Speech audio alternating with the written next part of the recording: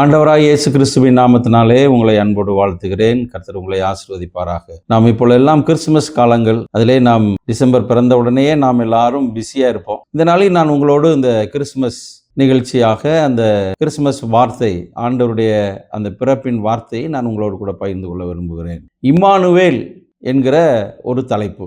மத்தேயு எழுதின நற்செய்தியில் 1 ஒரு கன்னிகை கர்ப்பவதியாகி ஒரு குமாரனை பெறுவாள், அவருக்கு இம்மானுவேல் என்று பெயரிடுவார்கள். இம்மானுவேல் என்பதற்கு தேவன் நம்மோடு இருக்கிறார் என்று அர்த்தம்.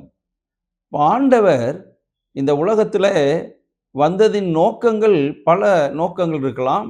அதிலும் ஒன்று, தேவன் நம்மோடு வாசம் பண்ணுவதற்கு, நம்மோடு இருப்பதற்கு, நமக்குள்ளே ஐக்கியமாய் இருப்பதற்கு தேவன் இந்த உலகத்திலே வந்தார். பாவிகளை ரட்சிக்க வந்தார், நித்திய ஜீவனை கொடுக்க வந்தார். இப்படி பல நிகழ்வுகளை, பல காரியங்களை நாம் சொல்லலாம். ஆனால் இம்மானுவேல் என்கிற போது அவர் நம்மோடு இருக்கிறார் என்று அர்த்தம். ஏசாயா 7:14 தீர்க்கன் ஏசாயா இதை தீர்க்க தரிசனமாக சொல்லுகிறான். இதோ ஒரு கன்னிகை கர்ப்பவதியாகி ஒரு குமாரனை பெறுவாள், அவருக்கு இம்மானுவேல் என்று பெயரிடுவார்கள் என்று சொல்லி ஏசாயா தீர்க்கன் நமக்கு ஏற்கனவே இந்த ஆண்டவருடைய பிறப்பை பற்றி அவர் சொல்லியிருக்கிறார். அதே போல எசேக்கியேல் 48:35 நீங்கள் பார்க்கிற போது யெகோவா ஷம்மா என்று போடப்பட்டிருக்கும்.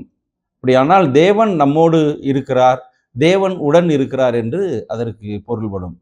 அது ஆண்டவருடைய நோக்கம், ஆண்டவருடைய விருப்பம் என்னவென்றால், தம் ஜனங்களாகிய தம்முடைய பிள்ளைகளோடு ஆண்டவர் உறவாடி அவர்களோடு இருக்க வேண்டும் என்பதுதான் அவருடைய ஆசை. அதற்காகத்தான் ஆதியிலே தேவன் மனிதனை உண்டாக்கினார். அவனோடு ஏதேன் தோட்டத்திலே குளிர்ச்சியான வேளையிலே அவர் உலாவினார், அவனோடு பேசினார். ஆனால் பாவம் செய்த போதுதான் அந்த தொடர்பானது, அந்த உறவானது அங்கே முறிக்கப்பட்டு விட்டது. ஏதேன் தோட்டத்திலிருந்து அவன் விரட்டப்படுகிறதை நாம் பார்க்கிறோம்.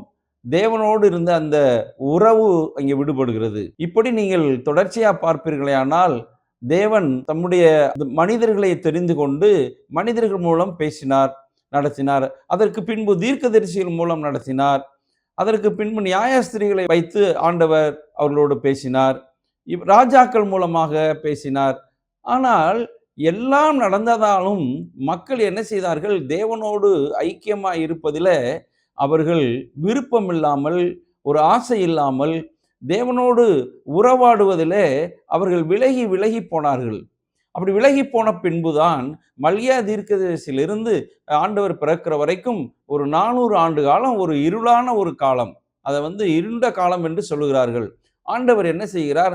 இப்போ தன்னுடைய பிள்ளைகளோடு வாழ வேண்டும், தன்னுடைய பிள்ளைகளோடு உறவாட வேண்டும், தன்னுடைய பிள்ளைகளோடு அவர் ஐக்கியமாக இருக்க வேண்டும் என்றுதான் தன்னுடைய ஒரே பேரான குமாரனை இந்த உலகத்திற்கு அனுப்பினார். ஆகையால் அவர் சொல்லுகிறார், இம்மானுவேல் என்று பெயரிடுவார்கள், தேவன் நம்மோடு இருக்கிறார் என்று அர்த்தம். அருமையானவர்களே, நாம் 1 கொரிந்தியர் 3:16 வாசித்து பார்க்கிற போது, நாமே அவருடைய ஆலயமாய் இருக்கிறோம், தேவன் உங்களுக்குள்ளே உலாவி உங்களுக்குள்ளே வாசமாய் இருக்கிறார் என்று போடப்பட்டிருக்கிறது. 1 கொரிந்தியர் 3:16 சொல்கிறது, நீங்கள் தேவனுடைய ஆலயமாய் இருக்கிறீர்கள் என்றும் தேவனுடைய ஆவி உங்களில் வாசமாய் இருக்கிறார் என்றும் அறியாதிருக்கிறீர்களா என்று சொல்லப்பட்டிருக்கிறது. ஆக ஆண்டவர் என்ன செய்கிறார்? இப்பொழுது நமக்குள்ளே வாசம் பண்ணும்படி ஆண்டவர் தமது பரிசுத்த ஆவியானவரை, இயேசு கிறிஸ்துவின் ஆவியை நமக்குள்ளே கொடுக்கிறார். சங்கீதம் 121:5 நீங்கள் வாசிக்கிற போது, அவர் எனது வலது பக்கத்திலே நிழலாய் இருக்கிறார் என்று சொல்லி போடப்பட்டிருக்கிறது. ஆண்டவர் நம்மோடு நிழலாய் இருக்க விரும்பவில்லை, அவர் நிஜமாய் இருக்கும்படி ஆண்டவர் என்ன செய்கிறார்? விரும்புகிறார். நாம் எல்லாரும் எனது வலது பக்கத்திலே நிழலாய் இருக்கிறார் என்று சொல்லி சந்தோஷப்படுகிறோம். ஆனால் அப்படி அவர் விரும்பவில்லை.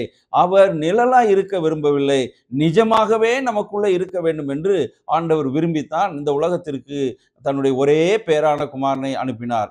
நீங்கள் 2 கொரிந்தியர் 6:16 வாசிக்கிற போதும் கர்த்தருடைய ஆலயமாய் இருக்கிறீர்கள் என்று அங்கே வேதம் நமக்கு சொல்லுகிறது.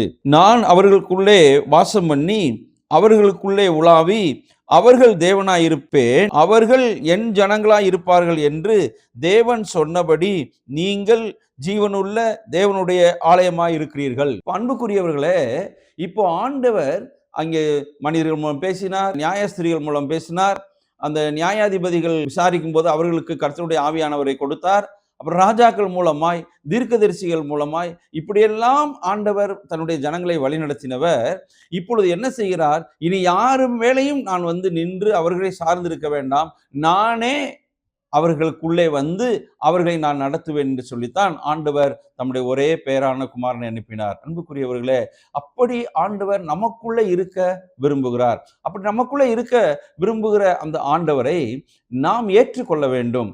அவர் சொல்கிறார், இதோ வாசற்படியிலே நின்று கதவை தட்டுகிறேன், ஒருவன் என் சத்தத்தை கேட்டு கதவை திறந்தால் நான் உள்ளே பிரவேசித்து அவனோட போஜனம் பண்ணுவேன் என்று ஆண்டவர் சொல்லுகிறார். அப்போ ஆண்டவர் இப்பொழுது உங்களுடைய இதய கதவை தட்டி கொண்டிருக்கிறார். எதுக்கு தட்டுகிறார்?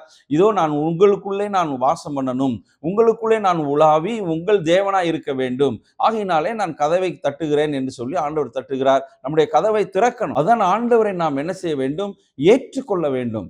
ஆண்டவரை சொந்த இரட்சகராக ஏற்றுக்கொண்டு, ஆண்டவரை நம்முடைய சொந்த இரட்சகராக நாம் ஏற்றுக்கொள்வது மாத்திரமல்ல, நம்முடைய பாவங்களுக்கு மனம் திரும்பி நம்முடைய பாவங்களை அறிக்கை செய்கிற போது இயேசு கிறிஸ்து தமது இரத்தத்தினாலே நம்மளை கழுவி சுத்தப்படுத்தி நீதிமான்களாய் மாற்றுகிறார். அப்படி நீதிமான்களாய் மாற்றின உடனே ஆண்டவர் என்ன செய்கிறார்? தம்முடைய பிள்ளைகளை வழிநடத்துவதற்கு பரிசுத்தமான தம்முடைய ஆவியை நமக்குள்ளே கொடுக்கிறார். இந்த பரிசுத்தமான ஆவியானவர் நமக்குள்ளே வருகிற போது நம்மை சகல சத்தியத்திற்குள்ளும் நடத்த ஆரம்பிக்கிறார். அப்ப நமக்குள்ளே ஆண்டவர் வாசம் பண்ண வேண்டும் என்றால் நமக்கு முதலாவது தேவை கர்த்தரை சொந்த இரட்சகராக ஏற்றுக்கொள்ள வேண்டும்.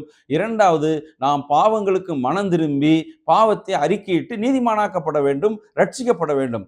இப்படி நாம் 2 காரியங்களை நாம் செய்துவிட்டால் ஆண்டவர் நமக்குள்ளே வாசம் பண்ணுவார். அல்லேலூயா.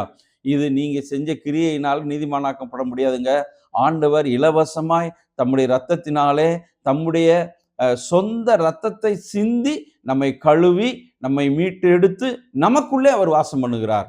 அதுதான் இம்மானுவேல், தேவன் நமக்குள்ளே வாசம் பண்ணுகிறார். இந்த நாட்களிலே ஆண்டவர் நமக்குள்ளே வாசம் பண்ணும்படி நாம் நம்முடைய இருதயத்தை திறந்து கொடுக்க வேண்டும்.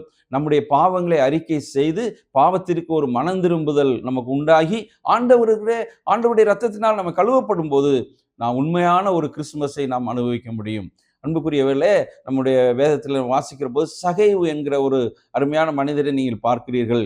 அந்த வேதத்தில் அந்த சகையு ஆண்டவரை பார்க்க வேண்டும் என்று சொல்லி அவன் மிகுந்த வாஞ்சையோடு ஓடி போய் ஒரு காட்டத்தி மரத்திலே ஏறினதை அந்த வேதத்திலே வாசிக்கிறோம். ஆனால் ஆண்டவர் அவனை பார்த்து, சகையுவே நீ இறங்கி வா, நான் உன் வீட்டில் தங்க வேண்டும் என்று சொல்கிற போது அவன் வேகமாய் இறங்கி ஆண்டவரை ஏற்றுக்கொள்கிறான், தன்னுடைய வீட்டிற்கு அழைத்து செல்கிறான். அப்படி அழைத்து செல்கிற போது பின்னாடி இருக்கிற ஒரு கூட்டம் சொல்கிறது, பாவியான ஒரு மனுஷன்ல இவன் வீட்டிலேயே தங்க போறாரே ஆண்டவர் என்று சொல்ற போது ஆண்டவர் எதுவுமே சொல்லலைங்க. இவன் சொல்றான், ஆண்டவரே என்னுடைய ஆஸ்தியில் பாதியை ஏழைகளுக்கு கொடுக்கிறேன், நான் ஒருவனிடத்தில் அநியாயமாய் வாங்கியிருந்தால் நாளத்தினையாய் நான் திரும்பி கொடுத்து விடுகிறேன் என்று சொல்லி அவன் அந்த பாவங்களை அறிக்கை செய்கிறதை நாம் பார்க்கிறோம். உடனே ஆண்டவர் சொல்கிறார், இன்றைக்கு இந்த வீட்டுக்கு ரட்சிப்பு வந்தது என்று சொல்லுகிறார். இவனும் ஆபிரகாமுடைய குமாரனாய் இருக்கிறானே என்று சொல்லி அவர் சொல்லுகிறார். அன்புக்குரியவர்களே, நம்முடைய வாழ்க்கையில சகைவை போல ஆண்டவரை ஏற்றுக்கொள்ள வேண்டும். ஆண்டவரை ஏற்றுக்கொள்வது மாத்திரமல்ல, நம்முடைய பாவங்களை அறிக்கையிட்டு பாவத்திற்கு மனம் திரும்பி ஆண்டவரிடத்தில் அந்த பாவ மன்னிப்பை பெற்றுக்கொள்ள வேண்டும். அந்த பாவ மன்னிப்பை பெற்றுக்கொண்ட பின்பு அவன் நீதிமானாக்கப்படுகிறான், ஆபிரகாமுடைய குமாரனாக மாற்றப்படுகிறான். அப்படி ஆபிரகாமுடைய குமாரனாய் மாற்றின உடனே ஆண்டவர் தம்முடைய பிள்ளையை வழிநடத்துவதற்கு ஆவியானவர் நமக்குள்ளே வந்து விடுகிறார். அந்த ஆவியானவர் சகல சத்தியத்திற்குள்ளும் வழி நடத்துவார். இவர் தாங்க இம்மானுவேல், நமக்குள்ளே இருந்து நமக்கு வாசம் பண்ணி நம்மை நடத்துகிறவராய் இருக்கிறார். அந்த தேவனுடைய ஆலயமானது பரிசுத்தமாய் இருக்கிறதுங்க. அந்த பரிசுத்தத்தை நாம் கடைபிடிக்க வேண்டும். நம்முடைய சொந்த தனிப்பட்ட வாழ்க்கையில பரிசுத்தம் காணப்பட வேண்டும். தனி மனித ஒழுக்கம் காணப்பட வேண்டும். தனி மனித ஒழுக்கம் என்பது மிக அவசியம். தனி மனித புனிதம், அந்த இண்டிவிஜுவல் ஹோலினஸ் கண்டிப்பா இருக்கணுங்க. அப்பதான் ஆண்டவர் நமக்குள்ளே வாசம் செய்ய முடியும். ஆகையினாலே வேதம் சொல்லுகிறபடி நாம் வாழ வேண்டும். வேத வார்த்தைகள் சொல்லுகிறபடி நாம் ஆண்டவரை முழுமையாக நாம் ஏற்றுக்கொள்ள வேண்டும். வேத வசனத்துக்கு கீழ்ப்படிந்து ஆண்டவரிடத்திலே நாம் பாவ மன்னிப்பை பெற்றுக்கொள்ள வேண்டும். அப்படி பாவ மன்னிப்பை நாம் பெற்றுக்கொள்வதற்கு நாம் பாவத்தை விட்டு மனம் திரும்பி பாவங்களை அறிக்கை செய்கிற போது கர்த்தர் உங்கள் இருதயத்திலே பிறப்பார். பரிசுத்த ஆவியானவர் உங்களுக்கு உள்ளத்துக்குள்ளே வருவார். ஒரு மிகுந்த சமாதானமும் சந்தோஷமும் மகிழ்ச்சியும் உண்டாகும். அப்படிப்பட்ட ஒரு மகிழ்ச்சியும் சந்தோஷமும் இந்த கிறிஸ்துமஸ் நாட்களில் உங்களுக்கு உண்டாவதாக. இம்மானுவேல், தேவன் உங்களோடு இருக்கிறார். கர்த்தர் உங்களை நிறைவாய் ஆசீர்வதிப்பாராக. ஆமென்.